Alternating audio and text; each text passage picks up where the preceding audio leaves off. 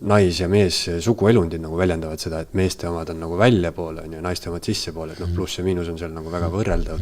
Aga sellises igapäevases praktilises toimimises, ma ei tea... Mina ei võrdle seda niimoodi, ma ei loe nagu naisenergia tegevusteks, ei õmblemist, kokkamist ega muid asju, vaid mina vaatan ainult seda, jah, naine on naine ja mees on mees, kui sa niimoodi väliselt otsa vaatad,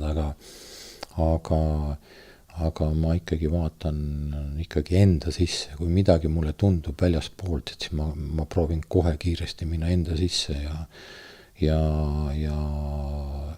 ütleme, et ainult enda tasakaal ja ma kirjeldan seda niimoodi, et sinu ütleme siis sisemise meesenergia nagu omadus on tegelikult mitte võidelda, vaid lihtsalt olla kohal.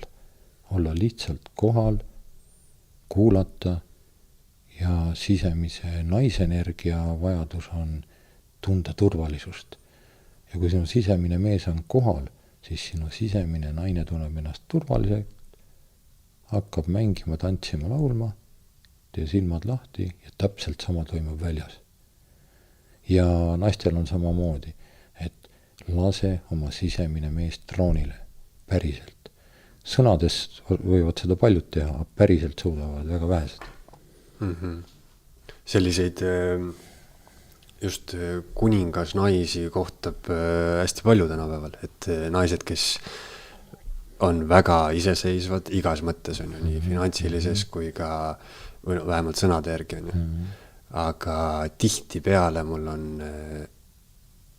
sellistele naistele otsa vaadates, siis ma ei tea, kas ma olen seda mõelnud või ma siis tõesti nagu näen seda, aga ma arvan, et see ikkagi on niimoodi, et ma näen seal silmade taga ikkagi teatavat õnnetust, et kui sa oled selline tohutu rind kummis ja ma olen iseseisev, ma olen tugev ja mis iganes, siis on võib-olla isegi paljudel naistel see tasakaalust väljas, et neis on nagu rohkem meesenergiat siis võib-olla. Jah, ärme anname hinnanguid, aga nii see kipub olema, nii et ütleme, et tundub, et sa näed huvitavaid asju. Jah, see hinnangu andmine on täpselt samamoodi nagu see küsimus, mis mind alati paelub, et kas kõik on üks või kõik on kaks, sest see duaalsus on justkui, ma tunnen, et duaalsus on justkui nähtamatud prillid või selline elu kontekst, et ma pean läbi selle alati vaatama, sest ma ei suuda muud moodi asju mõista. On ju.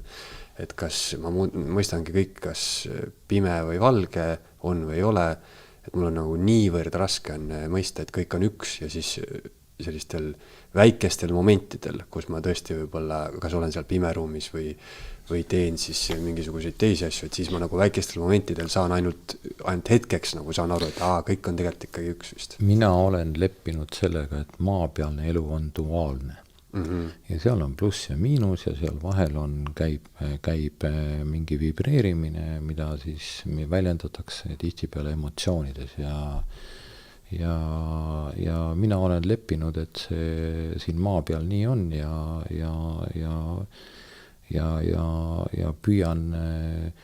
püüan seda aksepteerida ja püüan oma emotsioonidest pigem rõõmu tunda või omaks võtta, et ma ei ole neid kuskile mõtet visata ega tõrjuda ega nii edasi, vaid rõõmustada, et need on olemas. Kuna ütleme, antud juhul mulle see maapealne asi siin meeldib. Eesti Esu.